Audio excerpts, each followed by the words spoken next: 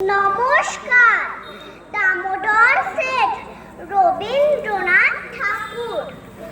অল্পেতে খুশি হবে দামোদর শেঠ কি মুরগির মোয়া চাই, চাই ভাজা ভেটকি, আনবে কোটকি জুটো, মোটকিতে খেয়ে এনো, জলপাইগুড়ি থেকে এনো কই জিওনো, চাটনিতে পাওয়া যাবে বোয়ালের পেটকি, চিনে বাজারের থেকে এনো তো গরম চা, কাকড়ার ডিম চাই, চাই যে গরম চা, না হয় খরচা হবে, মাথা হবে হেটকি।